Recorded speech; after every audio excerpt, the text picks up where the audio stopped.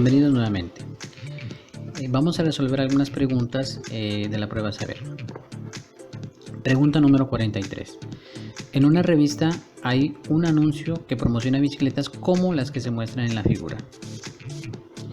Camilo afirmó: la medida de x del lado más largo del triángulo es x igual a la raíz cuadrada de 31 al cuadrado más 35 al cuadrado. La pregunta: ¿es cierta la afirmación de Camilo?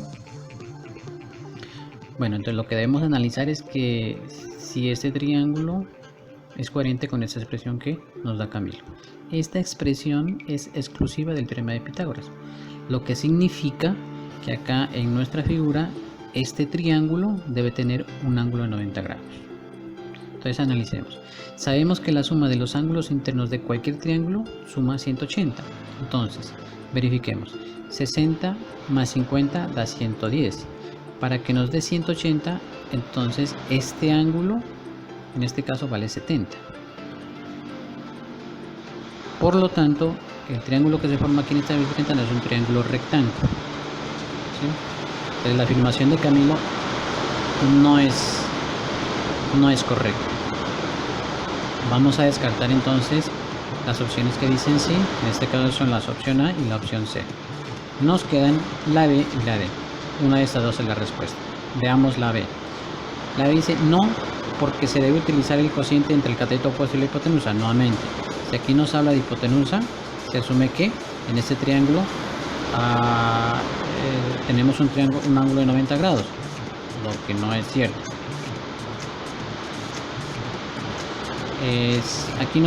Si aquí nos habla de hipotenusa, entonces está asumiendo que el triángulo que se está trabajando acá es triángulo rectángulo, lo que no es cierto. Por lo tanto, también descartamos la opción B. Y nos queda como respuesta entonces la opción D. Dice no, porque esa relación se cumpliría si el ángulo interno faltante tuviera como medida 90 grados. Lo cual lo acabamos de analizar. Pregunta número 44. En esta pregunta hay un error en cuanto a las unidades, por eso no se evaluó en la prueba. Pero pues en esta ocasión vamos a hacer esa corrección y lo vamos a trabajar como tal. Entonces vamos a asumir de que todas las unidades están en metros, ¿sí? Entonces sería 3 metros, 5 metros y el otro lado sería 4 metros. Pues para resolver, además, debemos tener en cuenta que en esta parte tenemos un ángulo de 90 grados, es decir, que este triángulo es un triángulo rectángulo.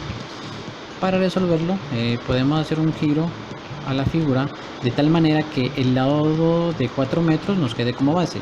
Y en este lado tenemos el ángulo recto, el otro cateto o lado de 3 metros nos queda como la altura. De esa manera podemos aplicar con mayor facilidad la fórmula del área del triángulo.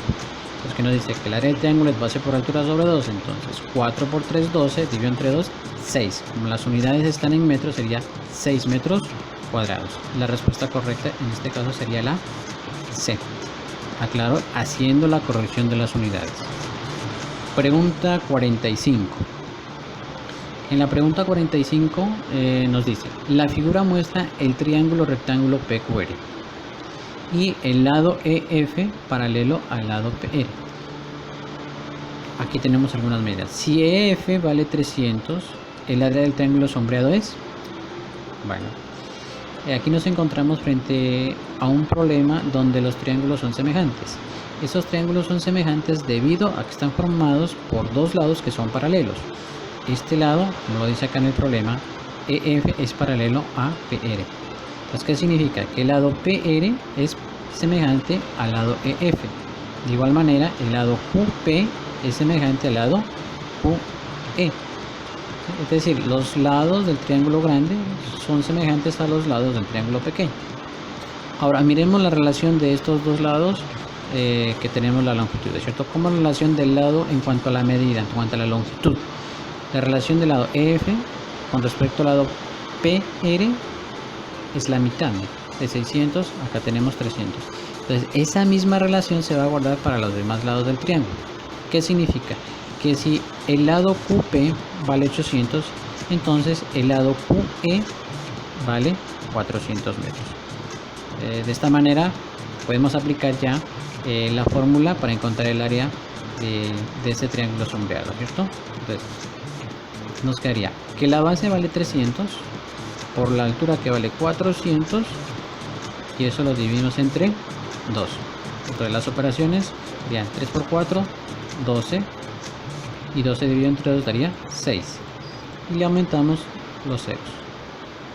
Nos quedaría un total de 60.000, lo cual, como estamos manejando metros como unidades y los resultados de área, la respuesta correcta sería la C, 60.000 metros cuadrados. Pregunta número 46.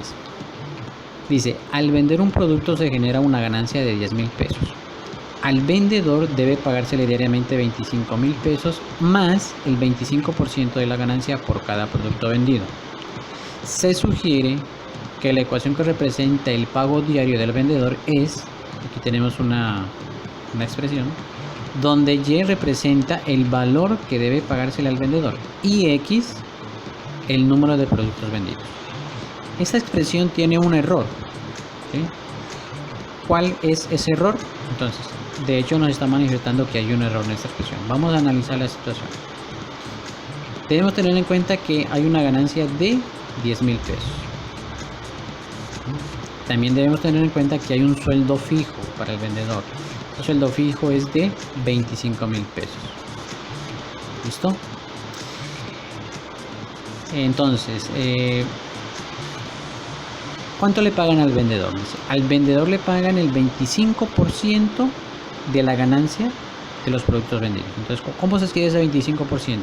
Ese 25% se escribe 25 sobre 100.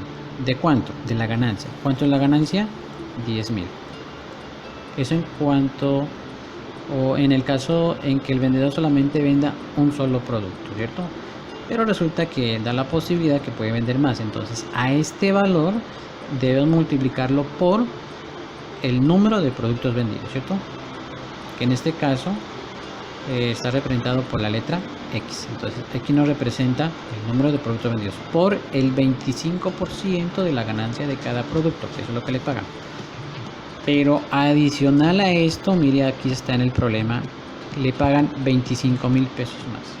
Entonces, a esta operación o a este valor le vamos a sumar los 25.000 pesos. Esta sería entonces la expresión que me representa el sueldo del vendedor, que según el problema está representada con la letra Y. Analicemos un poquito acá. Entonces, si no vende nada, significa que X vale 0. O sea, este término se anula. ¿Cuánto le pagan de todas formas? 25.000 pesos. Si no vende nada. ¿Sí? Entonces, acá, si no vende nada, ¿qué pasaría con esta expresión? Se anula todo, ¿cierto? Toda la expresión se anula. O sea, no le pagarían nada. Lo cual eso es falso porque acá dice que siempre le van a pagar 25.000 pesos. Esos 25.000 pesos los pagan venda o no venda nada. Entonces, el error está en que este 25 debe estar fuera del paréntesis, no dentro, ya que ese 25.000 nada tiene que ver con el número de productos vendidos, ¿sí? Como les digo, si no vende nada, de todas formas le van a pagar ese 25.000 pesos. Tanto la respuesta correcta sería la D. Muchas gracias.